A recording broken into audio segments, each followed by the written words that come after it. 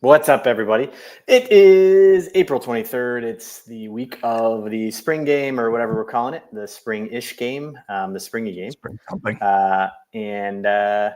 Yeah, we got some spring game preview stuff that we wanted to run through. HuskGuys are here. I'm David. Andrew is here. Andrew, how are we feeling tonight on April 23rd on a Wednesday evening? Man, so I work night shifts, and I just got off a nice string of those. And when I woke up, I like to kind of get caught up on the rest of the world. There's a lot going on in the world of college football in the last week. I mean, a lot. I start with what day of the week is it, and then I just jump in and it's like a roller coaster of a week.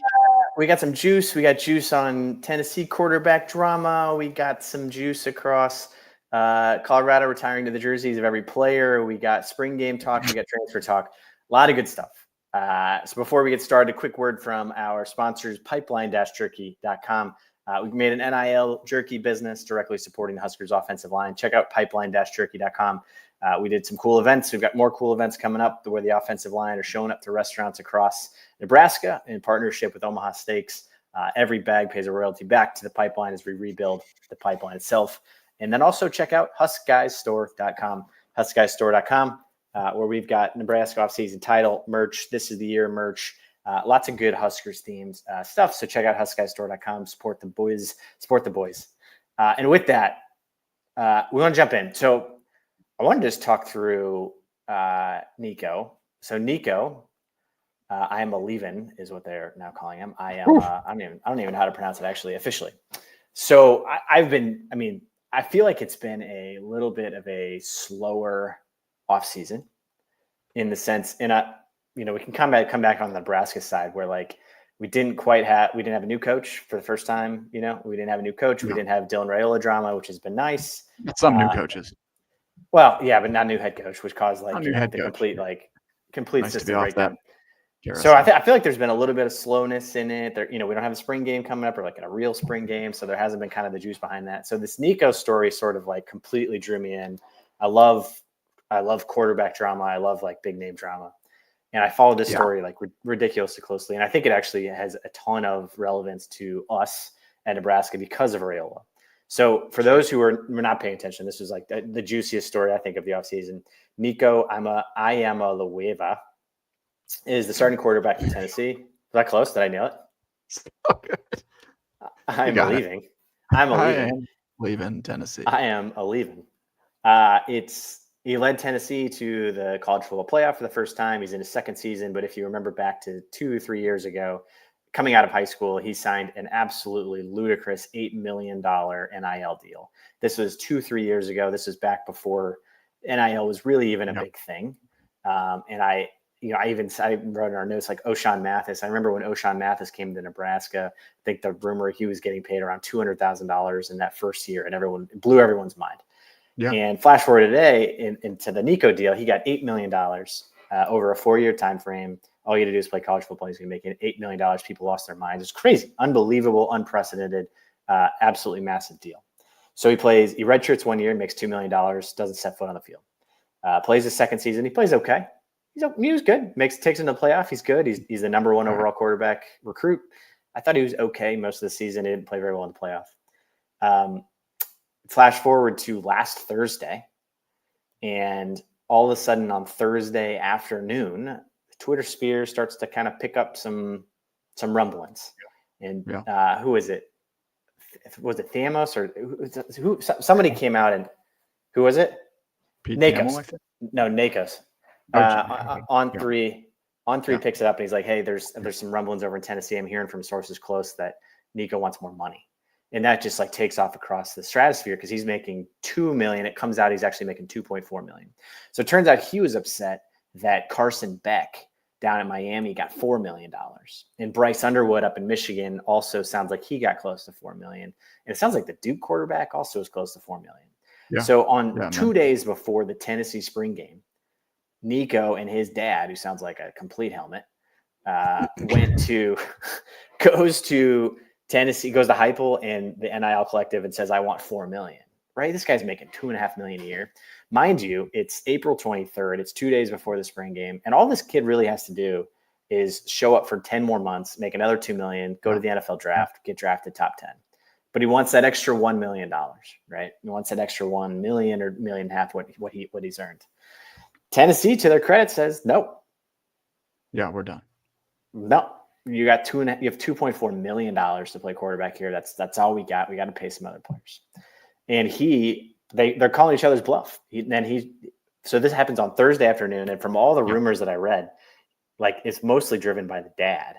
And Nico's out. He had dinner with his buddies and the quarterbacks on Thursday night. He had no idea any of this was happening. Friday morning, wakes up and the dad's like, "You're not going to practice." So he doesn't go to practice, right? And now we're at a standstill. Doesn't go to practice. They're at a complete standstill. And they go from like, I'm starting in the spring game to complete contract negotiation. Tennessee holds their ground. Nico walks. Surely he'll make $4 million somewhere else. Enters the transfer portal. Doesn't play in the spring game. Complete breakup. Unbelievable, really.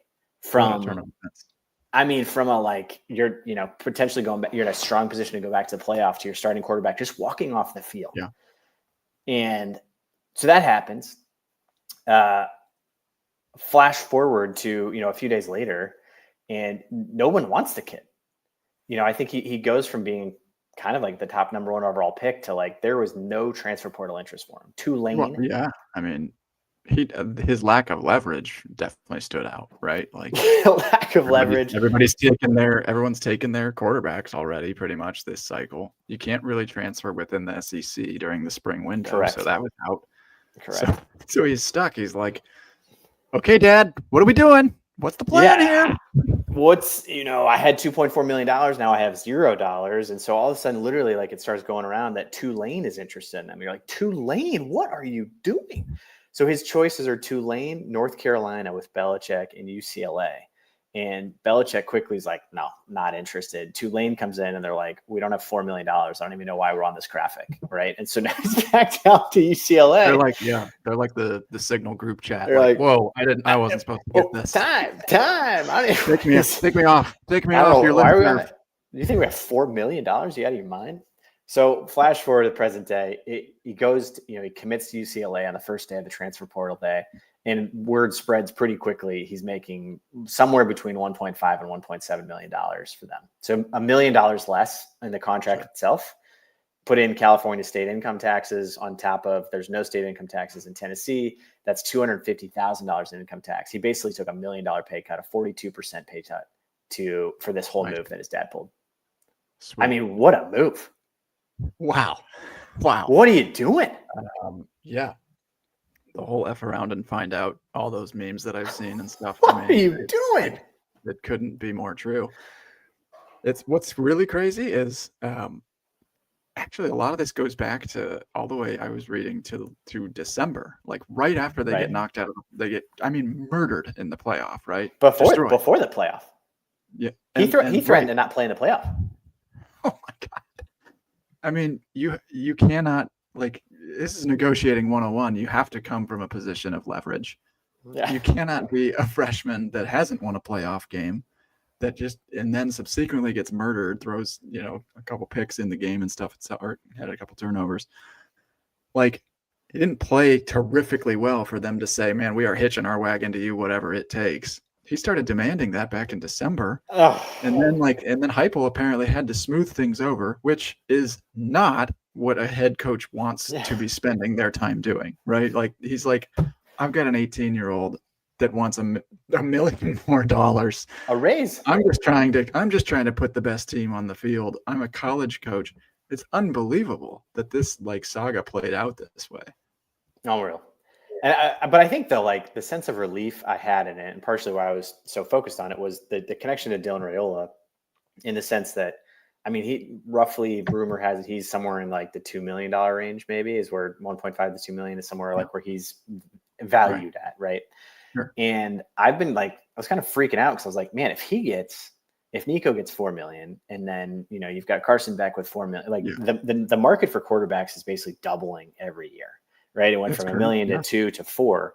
So the fact that it leveled out to me and it kind of came back down to 2 is relieving a little bit. Cause I'm like, this, whatever he landed at is going to be the market for Dylan next year.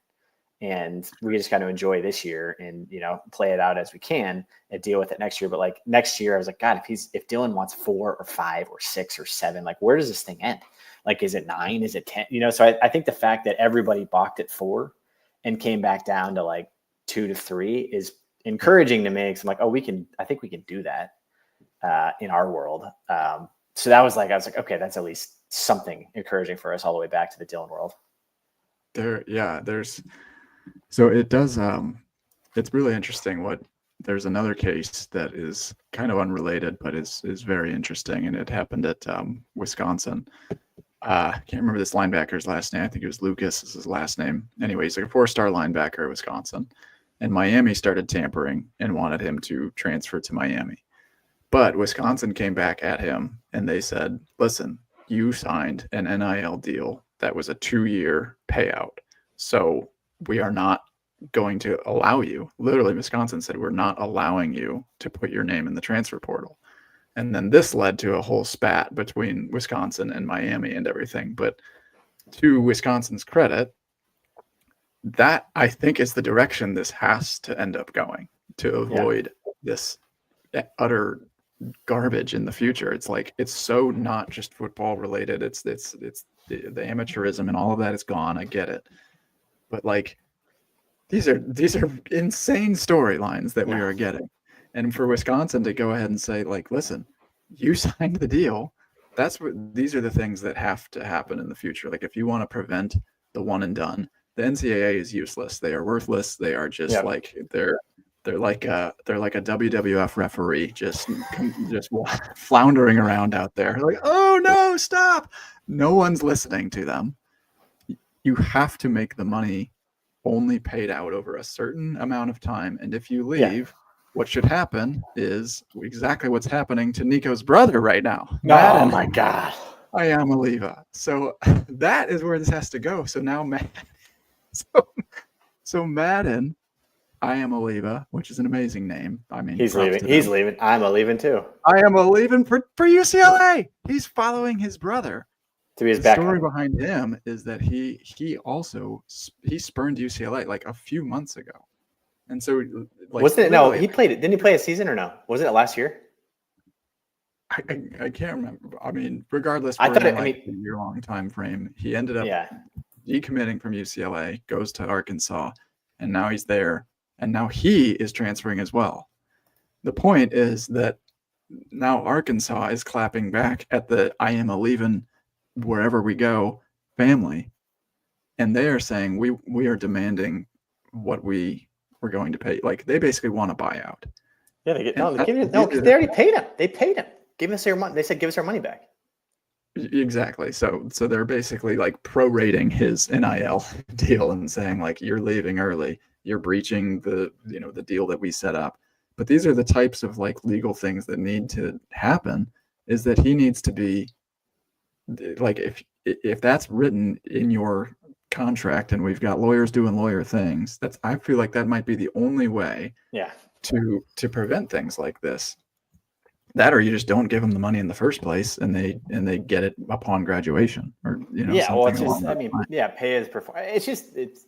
They have to professionalize it. I think they're getting close. We've got general managers coming in everywhere that are like, and they're coming from the NFL. I think they're going to have legal contracts in place. They're going to have stuff in place. You can't just pick up and leave in April. Like, you got to finish your classes.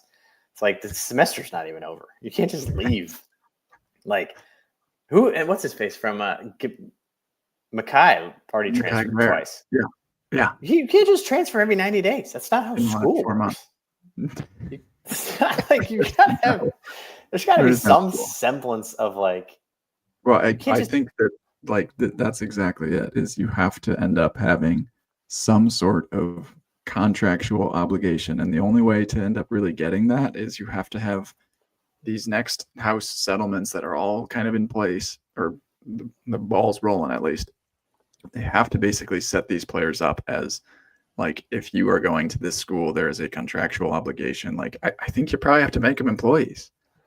I mean, well, I think I'm sure, like, there's basically what it's going down to anyways. I'm sure there's a lot of stuff that's happening. It used to be illegal to pay a player to say, "Hey, we're paying you for your name, image, and likeness," without them earning or doing anything. But now it's just, here's the deal on the table. So if you're going to say, here's the deal on the table, then there's got to be a contractual obligation on the player's end. Otherwise, they're just saying, thanks for the money. I'm going to go shop around elsewhere. I would guess once this house settlement comes through in July, that will professionalize it. It will become, I mean, these players probably like, I feel like they got to enjoy the wild, wild west while it exists. Cause like once you start getting paid, you can get cut, you get fired, right? Like Sure. they're not gonna like that.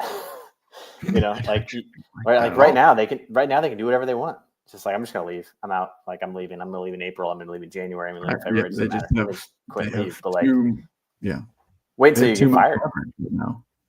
Yeah, they have unlimited leverage, and they'll still have quite a bit of leverage. But I think, you need 2-year contracts, 3-year contracts, something. Everybody agrees they should get paid. It's just it's the way that it's happening right now. It's being funded by the wrong people. The other story that came up that is absolutely wild is the Jaden Rashada saga. He was back doing something. Where's he at now? So now he's transferring for the third time. To where? 4-star quarterback. He's like a top 80 recruit. He went. He was committed to Miami. Then Florida offered more money, up to $13.8 million. After that, he realized that Florida wasn't going to be able to. They basically reneged on. They offered like $7 million or something crazy, right? Well, then he transferred to Arizona State. Then he transferred from Arizona State to Georgia, and now he's in the transfer portal again. But like, he honestly is kind of a victim of the other side of things. It's like, if there's no rules and he's trying to play his cards every year, he might be a great kid that has like a great future. But right now he's getting promised this by this school, this by this school, this by this school. And he's like trying to like take all of the money and take advantage, but he hasn't had a home for more than 90 days. I know. That one's a weird one. He's definitely in like that crazy, because he's going to court. He's going to court with Florida. He's never even played. I mean, he's got what I'm looking at now. He's got 82 one season with passes. Arizona State. He's thrown 80 passes in his career. He's been promised the world, and he's just never really delivered on it. He's been a part of 5 programs. Oof. That is a brutal. That's a brutal stretch for that poor guy. Most importantly, coming back to Dylan. So Dylan is hopefully coming back this year and next year and for the next 3 years, and we'll win 3 Heismans. Rule came out today and said he's 10 steps or 10 miles ahead, maybe 10 miles, 10 years ahead. I don't know. Whatever he said, he's 10 steps ahead of where he was last year. It's just music to my ears.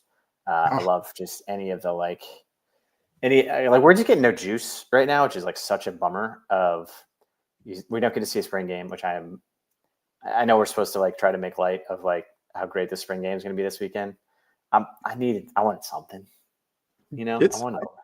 I think we're getting something. It's not the form that we are conditioned to. I just needed. But I am glad that he's meeting us halfway. It's all second string and third string and fourth string, but like, it's something. But I just needed I don't need much in the spring game. I need one Dylan clean break to Ja'Cory down the sideline. Yeah. Like I know I could just watch film from last year, but give me one of those. Here's what you're gonna get. Here's what you're gonna get. You're gonna get the Pro Bowl style skills, and Dylan's gonna uncork one 78 yards in the air. I know, but I already know he can do that. It's gonna be off of a plastic target that's on like a golf cart. I already know he can do that. I've seen him do all those things. I just need the No, that's gonna be what keeps you going through. No, the thing that I want is you just need 2 or 3 plays that prove that he's fixed all of his flaws. Everything from last year, So sure. it'd be like one deep ball that he doesn't overthrow and it's perfect. You're like, he's fixed it. He fixed it. And then it's just going to be a rollout left. Somebody carrying a sign on a gator or something. A rollout left and he hits his target. And so that it can just be one series. And then you're like, oh, he fixed everything. He didn't throw any interceptions in the spring game. He fixed everything. He was cool and calm in the pocket. So now I'm just hanging on Rule's words of saying he's 10 steps ahead. I'm like, perfect. Great. That's fine. I'll deal with that. That's fine. That's fine. Yeah. Yeah, but we're getting some action. So we're getting some football. We just found out, and we're trying to figure out, and we're not lawyers, so we have no idea what we're talking about. But it sounds like we don't actually have to cut our roster down, which is exciting. So as of an hour ago, Mitch Sherman, who's a lot smarter than us, but a friend of the pod who's come on the biz, is saying that judges are ruling that they potentially will not have to cut the roster down from 130 down to 105 this year, which means they'll be grandfathered in and some of the players will be able to stick around, which is great because most of this weekend was scheduled around, let's just make sure all these guys who are probably going to get cut get the opportunity to play Memorial Stadium the last time. Might not be the case, which is good. It's good for the walk-on program. Yeah, that's been the number one story going forward is like the death of the walk-on program, which Nebraska is just, we can reminisce about that for hours and hours. Is that when you're at 105 and you have 85 scholarships, then the rest of the 20 are basically going to end up being kind of funded by NIL and whatever else. Like you can still have players and you can fill that out very easily. Now that 105 number did not include injured players. So there was a theory that we were going to basically, anybody that's like remotely hurt and was going to be off the team anyway, you'd carry 115, let's say. But now, as of today, I cannot keep track of all this stuff, but now there has been apparently they're giving them 14 days to come up with a new compromise, which may mean that we go back to 120 as the number. Our roster is right now, as far as I know, we're either at 130 or just under 130, right around 130. Yeah. So so either way, we still need to cut some players, but we might not need to cut as many players. So that's good on our end.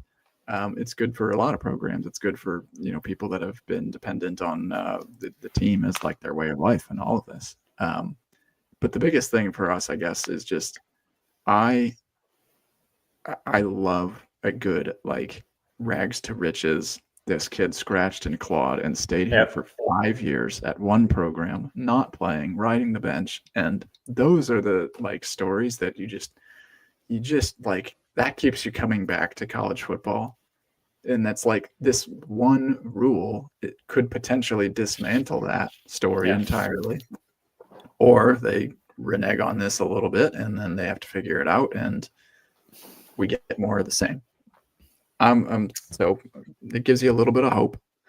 But the biggest thing for this weekend is Matt Rule has come out and said it. He's like, this might be the last time that a lot of these players get to play with Nebraska, and it might be the last time that they get to. But maybe not. Maybe not. Go lawyers, go judges, whatever's happening there. Just muddy the water until next year, and then we'll deal with it later. And so I'm, you can hold on to hope and everything there, but think about the walk-ons that we have had. I mean, the fullback alone, Janovic, both Macavecas. The O-line, we had Joel Wilkes, Cody Volk, Spencer Long, he's still playing in the pros. Scott Shanley on defense, Stuart Bradley, Jared Thomas, he's a two-time All-American. Baron Miles. We had Luke Reimer the last few years. I forgot Reimer was a walk-on. He was John Bullock. I mean, he was a stud last year, and he's he stuck it out for several years. Alex Henry. I guess you probably figure though they can still have walk-on tryouts, I guess, and then they just earn their way onto the 105. But it's better to have better. I prefer more players as long as they can handle them. Yeah, I mean, it's just that it takes several years for a lot of these guys to become what they become. I mean, somebody like John Bullock, he didn't really play until this year. He was a senior. It's not like he got cut as a freshman. We never find out about John Bullock, and he was one of the leaders of the defense. True. Well, all for naught. Hopefully they stay and we keep the boys here. Players who are not going to be here. Hardly Gilmore. Yeah, there's another headline. He's going right back to Kentucky. Thanks for your 90 days on campus. How about this for a scenario? Hardly Gilmore. So he leaves Kentucky. All the Kentucky the fans are just like, "God, come on! This guy was great. We were looking forward to seeing him in blue. Whatever." Comes to Nebraska, it commits some sort of crime, we think, or just unspeakable act. Gets kicked off the team. No longer a part of the team. Really disappointing. Then he goes right back to Kentucky. They're like, welcome back. I mean, it's the same as the Madden I am Olueva story of like he spits in their face last year, and they're like, "Yeah, come on back." And like this guy's like, "You got arrested? You're fine." Fans saying right now, like you just went to another school. You don't want to play here. Got arrested or something terrible happened. Got kicked off the team, and now you're back. Do we just pick up where we left off, or you very, very clearly 3 months ago, very clearly said you don't want to play here. Very clearly said you want to go somewhere else. Went somewhere else, then got arrested, did something bad. Now you're just gone. Come on back. Sorry about the whole last 90 days. Your head wasn't. Yeah, I mean that's going to be one like in 5 years. If you say that name, it's going to be like he's going to fit into like you have to be following the program so closely to like remember that name. Like that name already, people are just gonna be like, it's just flushed. Just like he never even made it into a spring game. He never even played anywhere. Jack McAllister, our punter for 2 months in the spring. I feel bad about that one though. Yeah, I know. That was crazy. Well, that's because we're going to rugby punting, right? Yeah, so McAllister was taken just as our standard traditional punter, and then they hired Mike Eckler, and Eckler came out basically being like, so Eckler came after McAllister had committed, and Eckler was like, all right, well, your style of punting ain't going to work here. So. Yeah, thanks. I don't even know. What do you do? Just go to Australia, take a little trip, bring somebody home with you? Hopefully got a plan. I don't know. You got to find a rugby punter in the next 3 months here. Yeah, everybody's being so like laissez-faire about like it's like, oh yeah, he's just punter's gone. It's great we have a special teams coach. Like, does he? Like, we're just gonna punt rugby style. Like, oh, okay, is Dylan gonna punt? Like, what are we? Okay. Yeah. So he's out. But the portal's been quiet for us leaving wise, which has been nice. Yeah, I mean, who would you say we missed the most leaving the portal? Well, I mean, God, I was looking at the other day. I'm going to pull it up right now. All those guys that left after the season was like a giant gut punch. But now I've already flushed them all. So you have to like even remind me. Prince will probably. I think it's Prince will, and then you've got Gabayer in there. Who's already at his third. No disrespect to James Williams, but I will no longer miss him. James Williams. Can someone take the guy's microphone? No disrespect, James, but you can stay at Florida State now. What's he doing? Like, dude, what are you doing? He said no disrespect. But what? I mean, no matter what's he doing? You say no disrespect, the thing that comes out of your mouth next is about to be really disrespectful. Guaranteed disrespectful. Not to mention, he's just saying nonsense. He's like, no disrespect to Ty Robinson, who's 6'6", a potential like second round pick coming up this week. Who's 6'6", 330 pounds, and should be a first round pick, and he's massive. No disrespect to Ty Robinson, but the Florida State guy is 6'6", 320. Like they're the same things. Like I said no disrespect. Like, dude, what are you even saying? Like, James Williams said, quote, "In my first couple of weeks here, experiencing the talent we have at DB and linebacker that, no offense to Nebraska, we may not have had there. The depth that we have, Tony White is going to have a lot of fun being able to play around with that and disguise coverages, sub and defense packages, as opposed to Nebraska, which he was doing, but we don't always have the one-for-one need at every position." Williams said he noticed a, quote, an upgrade in overall talent and versatility in Tallahassee. I'd say they were 2-10 last year. I'd say it's pretty accurate, Williams said. That's no disrespect to my boys from Nebraska. Again, no disrespect. It's just that everybody here is better. I just think some of the guys we have down here are built different. Again, literally no disrespect. So he said it probably 3 times. And every time he said it, it got more disrespectful. Each statement. The biggest thing with him, and like, again, God, it's such a freaking bummer because you're like, there's another guy. He could have been great here. Well, not even here. It had nothing to do with here. Just don't even talk about us. And whatever happens at Florida State happens, whatever.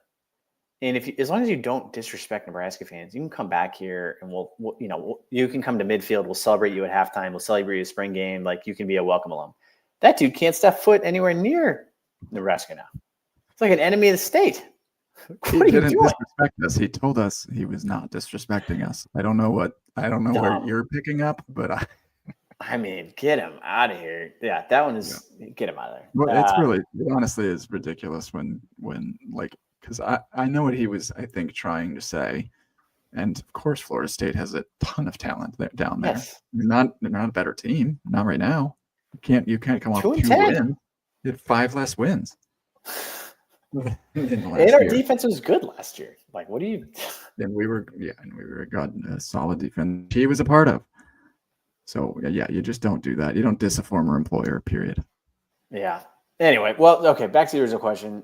On the transfer side, I mean, all these guys, I've like already blacked out half these players that left, but now I'm looking at the list, and I guess we did lose a lot of pretty good players. But I'm not, but again, sadness on my ability to watch the Nebraska game. But like, the spring game, I would like to see Elijah Pritchett. I would like to see, some of these guys suit up. Like, I'd like to see what Dane Key's got. I would like to see, all these different weapons that we have. I think that's like Dylan aside, like we know what Dylan can do. But I'd love to see, like, what is this receiver core of Dane Key, Ja'Cory Barney, Hunter, Mills, like. So I don't know. Maybe they'll run some super fast routes and they'll run like a 40-yard dash or something, and I'll get excited about it. But so I was gonna say, so the losses that we have, I mean, I think Prince Will is probably the number one that we lose there. Like, I just think that he had kind of like NFL type potential. He never, quite played up to it. But it's not to say that people always forget that these college players are on a trajectory, and his trajectory, I think, was probably still upward. I don't think that he had plateaued. He's still got 2 years to change things around. So that's I think that is a tough loss. But the top guy coming in that my favorite top guy coming in is replacing Prince Williams Nwaneri is. Like, so unheralded, and that's also a guy that I would have loved to have seen in the spring game, except for he would absolutely rip Dylan's head off. But he is a 5-star player, not this last cycle, but 1 year before. He was the number 6 overall player in the cycle. That gives us 2 top 10 players from their respective recruiting classes on the same team, one on either side of the ball. He was the number 1 rated edge rusher in his class. Went to Missouri, things didn't go well. That none of that takes away the fact that, like, NFL scouts, all the college scouts, every single recruiting agency have rated this 6'6", 260 plus pound end that is a freak athlete. All of them say sky is the limit for this guy, and if he plays to his potential, he's a first-round draft pick. Like the NFL kills for rush ends like him that can just go eat lines alive, get to the quarterback on their own. Like that is a coveted role. I mean, you're seeing it with like Abdul Carter right now. He's going to be a top 3 pick in the upcoming draft. He's got Randy Gregory look to him. He's kind of got that size. It's huge. You hope he develops. Big boy. 260. Yeah, I mean, so that would be the number 1 guy that I'd be excited about. Speaking of, just one more, Demetrius Bell and Jaden Doss. Hello, like those are second stringers that you actually might get to see on Saturday. Like, those are guys that are falling, kind of behind those transfer guys. But Demetrius Bell was supposed to be a starter last year before he had that injury in the spring game. Yeah, like, these are guys that if they come back healthy. And I don't know if he's going to be playing or anything on Saturday. That sounds like they're going to be pretty careful with the injured players. Jaden Doss, he was a 4-star receiver. He went to D-back. Now he's back on the receiver side.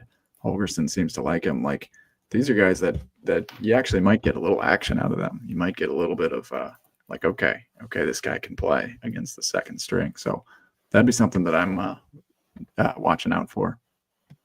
I got distracted when you're saying first-round pick. And you see Cam Jurgens? Yes. Loved it. $70 million. Whoo! Send some of that. Send some of that back to Lincoln, would you? I mean, maybe trim a couple milli off to the NIL budget over here. I like seeing our players get paid. For those that missed it, Cam Jurgens signed a 4-year, $68 million contract extension, which makes him the number 2 highest paid center in the NFL. Unbelievable. Also unbelievable in the sense that he couldn't snap at Nebraska. So, remember when he's like literally could not snap the ball? So many balls over Martinez. I mean, like 4 a game, it's like, but we all would watch him and be like, this guy's very clearly just dominating everybody in front of him. But he also snaps the ball 80 yards above Adrian Martinez or low or high or like left or right. Like if he could, we said at the time, like if he could snap the ball, this guy's a first round pick. And sure enough, we were right. And sure enough, he's going to make $100 million in the NFL. Unbelievable. It's like, of course, Nebraska has the greatest center of all time, and he can't snap well at Nebraska. Like it's such a Nebraska like stat of like this future 100 millionaire can't snap in Nebraska, figures it out, becomes NFL superstar. Like, dang it. Yeah, he's a late bloomer. Yeah, just late bloomer. Figured out how to snap in the NFL. Yeah, it was probably the number one thing that Scott Frost did at Nebraska was identify that Cam Jurgens could play on the line and not as a tight end. Like that was freak athlete. Figured it out. It's a legacy move. Classic. The final thing on the walk-on program, though, I guess before we move on there is, have you been following the Jacob Bauer story? Yeah, I saw you tweet about it. But go ahead. Just like, again, I'm bringing this conversation full circle, but like that story is, I mean, just like the old Husker fans everywhere, this just makes them so reminiscent. But essentially, he's out of California, and the story which was up the other day is he came through Lincoln and went to like a Nebraska game or even just like choir tour when he was 10 years old, and he was a fantastic athlete, great football player, but he was actually thinking about playing rugby out of high school. But he was given the opportunity to potentially walk on at Nebraska, but could have been a scholarship rugby athlete elsewhere. He said he was thinking about going to West Point. And thank goodness he came on that choir tour because he remembered how much he liked Nebraska and decided to walk on here. And, it's just like the quintessential walk-on story. He scratched and clawed. There was a point in time when he was accidentally left off of the fall roster last year because he had gotten like banged up, but there was a different player that he got apparently mixed up with. And this is what it's like for a walk-on. Like they mix your name up with other players. They sort out the mix-up apparently, gets back on the roster, keeps playing, keeps doing well. And now Rule is shouting him out in press conferences. And it sounds like he may even be scratching into the 2 deep this year, which is incredible. And so to the point where they offered him a scholarship. He is now on scholarship. This once choir boy turned rugby player, turned walk-on, Rule said the words in certain packages, he may even be a starter. And that's the type of stuff that like you love to see it. That's college football in a nutshell right there. And I really don't want the stories to go away. But it's awesome. Might see him this weekend. He's anytime you make it all the way to Rules pressers is when you've made it in a big way. He's getting like special shout outs. The Huskers social media account even had like a little video feature of like just him making like highlight plays in practice and stuff. So it's a pretty cool moment for him. I mean, even just to earn the scholarship, like we'll see what happens, but could be a little John Bullock 2.0, a little Luke Reimer 3.0, whatever. But it's certainly not the first or last time that we will have somebody that kind of just scratches their way up there. Love it. 2 quick ones, and then we really got to get to this final segment because I've been like following these bidding live, and I really want to talk about the T-shirt cannon. Couple quick ones. Shedeur Sanders got his jersey retired. Are you excited about this, or he hasn't even graduated? Do you think he earned He's it? still on campus. He's still at the school. Do you think? I mean, some people are saying Dion might have had something to do with it. Do you think he did? I don't think so. You think it has nothing to do with the fact that Dion demanded that his son get his jersey retired? Do you? I think it's literally the reason. It's like, I bet you they said Travis Hunter maybe. Travis Hunter But won the Heisman Trophy. yeah, exactly. That's fine. Like, That's and then fine. he said, okay, but who threw him the ball? What about my son? And shit, let's throw Shiloh in there. Have you thought about my son? What about Shiloh? He had some tackles. My son. How about my son? That's one. The second That is funny one fascinating. when he went 13-12. 13 and 12. Yeah. They won 0 trophies. He had zero. what, 8 Well, They I went mean, 8 and 5? when you really get into it, like Cordell Stewart, Rashawn Salam, those guys don't have their jerseys retired. They won a national championship in Colorado. So it's Yeah, like, that's messed up. That's messed up. I mean, you're talking And about then like generational Heisman Trophy winning quarterbacks do not have their jerseys retired, but Dion's son, shows up and is like, retire my son's jersey. Like he played here 2 seasons. Transcendent quarterbacks that like changed the trajectory of college football, won national titles in the 90s. Like, God, what are you doing? And Shadur comes in and his best season was an 8-win year. 8-win season, and blown the hell out by BYU in their bowl game. Still on campus. It's amazing. Jersey retired. Gone. Other funny story, Cal had all 7 of their running backs transferred on the same day. That was fun. So it's in April, losing your entire squad. They have 1 running back remaining, or I don't know where they're at now, but I mean I'm sure they are just scratching and clawing through the portal right now. But they had 1 left at last week. They had 4 different, or 5, I think it was 5 transfer. Okay, unbelievable. Two good stories. But now, go ahead. Final bit on Cal, because this does play into Nebraska football. Jamar Brown, Omaha Creighton Prep. Yes, bring it back. Nebraska is apparently in the running, but not all that interested. Great. He is rumored to potentially be going to Miami, Cal, and Nebraska's naturally in there because he's from here.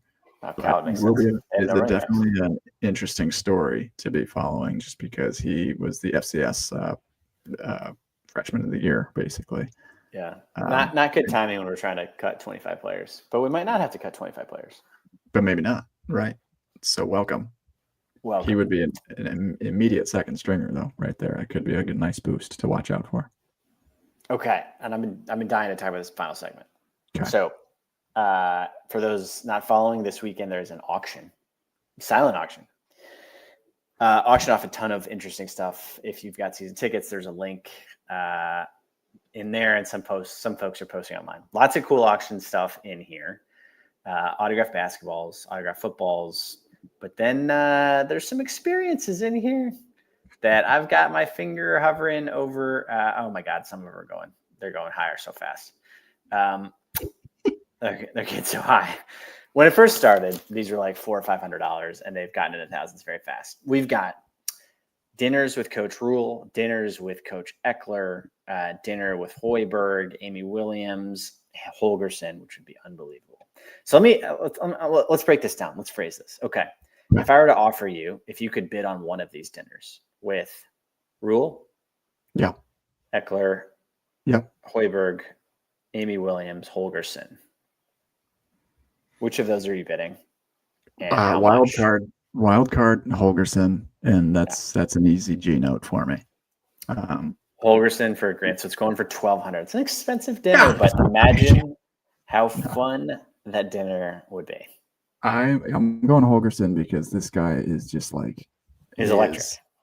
He is just made for quotes. He's such a wild card. He just comes out with he's kind of a loose cannon up at the podium. Imagine him at dinner. Get him a couple whiskeys, and you just be like, "Give me what's going on." Get him a couple of whiskeys, a couple Red Bull vodkas, and just see what comes out of his mouth. Completely loose cannon. Okay. I don't know if I want to go up to top, back to front. Okay. We'll start top to bottom. Okay. Most interesting one on here for me. Yeah. tunnel walk. Oh, So it's actually, tempting. I didn't read it, and I thought it was you get to lead the team in the tunnel walk. It's actually open the tunnel walk doors on game day. Not quite as interesting. Like Okay. I thought it'd be like Okay. HuskGuys leads the team on the field, like as if we've got the championship belt on our shoulder Yeah. and it's before the Terrence Colorado Crawford. game. I'm I mean absolutely that's like an borrowing, empty borrowing that's an Terrence Crawford's belt for that. that's like an empty the 401k type thing for me. That's like That's just kids liquidating aren't going to, everything. that's The like market, kids the market kids sucks right now anyways. Take it all out. I'm just going kids on aren't tunnel going to walk. college. Kids aren't going to college. Dad's got to walk out with Bud Crawford's championship belt on it. It's currently going for $3,000. That's just to open the tunnel walk, but it'd still be pretty sick to be on the field. Not quite. I mean, okay. How about this? What would you? So you open the gates, right? Are you running out on the field? Yeah, are they going to stop you? I think I'm They're taking a probably couple not. strides out. I think they're I'm not going getting- to stop you. I think I'm getting in there. Just blend in there. I'm getting in the action. I'm running through the band. Yeah. Yeah, I'll open the door and then just start just running get tackled by security. Just start. No, it's fine. It's fine. I spent $60,000 on this. It's fine. Nice. Let me go. You have no idea how much money I gave you to do this. No idea. Why are you tackling me? Please. All right. I saw that one and it was like $600 earlier and it's $3,000 now, but I was like $600. I would absolutely do that for $600. And then now it's at $3,000 and it's still got 2 days to go. Bid. Buy. Shooting the t-shirt cannon. Yes. Interested. This one's funny because it's at $985 right now. It is on my bucket list. Sure. In addition to the Masters. So, my bucket list has attending the Masters and also shooting the Nebraska t-shirt cannon on it. Yeah, it's a relatively new cannon. This is the Gatling gun, right? It's the bazooka gun. Yeah, it's just a machine gun of t-shirts. I think you definitely get on there. You hopefully with a buddy that wants to drive, and I think you go pummel the away team bench a little bit. Yeah, and just smart. Just pepper the receivers a little. And I mean, the other funny thing I was thinking about this is like, if you're spending $984 to win an auction to do it, it almost would be better if you just like applied to do it like as a job, right? Like the person shooting that cannon is probably making like $8 an hour, and then here we are spending $984 for the opportunity to do an $8 an hour job. That I was like, what if I just applied for the job online? Well, normally Herbie does it. So were you wearing Herbie for this? That's a good question. Well, he has helpers. It's like Herbie's helpers. I don't know if you're Herbie's helpers. Okay. Oh my God. That's another one. A lot of codes if I was Herbie. And then there's the lead the team in the legacy walk, which I think is like, that one's okay to me because it's pretty obvious you're not like a 6'2", 225-pound football player. Walking through and it's like, my gray hairs are not on the team. Yeah, they'd be like, who's the weirdo right there? Is that like the water boy? How about this one? Pickleball with Rule. Oh, that's pickleball on there. And Brendan Stye. What's that one going for right now? Let me see that. I saw that one on here. That's a 5K, I think, right there. That'd be wild. Kidding me? Rule and pickleball? He would be such an animal. We talked about this the other day, but like one of the things in that book, The Price, that they talk about over and over is Saban and Kirby Smart and everybody from that lineage are psycho competitors.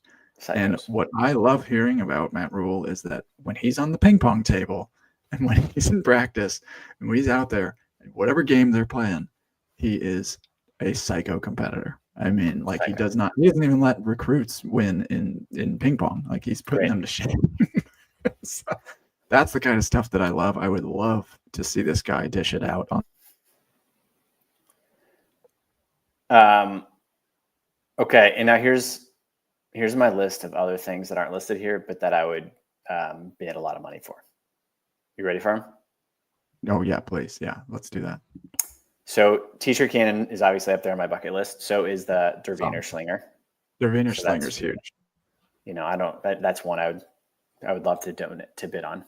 My That's number the one, and lifelong. this one's like you need to be a big time booster like Phil Knight, but to wear the headset for the game, I mean, up in the booth, you got the headset on, and you just hear the plays as they're coming in. I mean, just Is electric. yours active? Like, do you get to No, weigh well, in? so that's my like. Throw in some Right. advice to Dylan. So then I started getting like super active on it. Dylan, So, kill it early.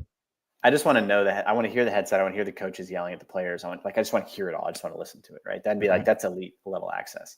It then like the next level up is, you have the headset on with microphone access and Nice. You get to call a play. Right. And so that's like, so, think about it, it's like you have the headset on, maybe that costs 10 grand, but then to call one play is like 20 grand. And that's, but like your one opportunity. Your one opportunity. Hand it off. No, but then another level up, right? So like 10 grand to wear the headset, 20 grand to call one play, 50 grand ability to call a play in a crucial moment. So that's like game on the line, and they go up to the box, and they're like, Dave, what do you got? So that'd be that's another. Do we lose you? Last one. Lift weights for the team for the day. That's another one. Win a full suite of the Huskers game day outfits, full sweat, shoes, hats, and players. And then sit in the press box with Holgerson and just sit next to him and just listen to him call plays. Those are my list. How about sorry, my Wi-Fi just went out for a sec there, but That's all right. How about take like the final handoff of a game? It's just like we're up by 21. There's you 3 just get seconds. to run on the field. There's 3 seconds. 3 seconds left.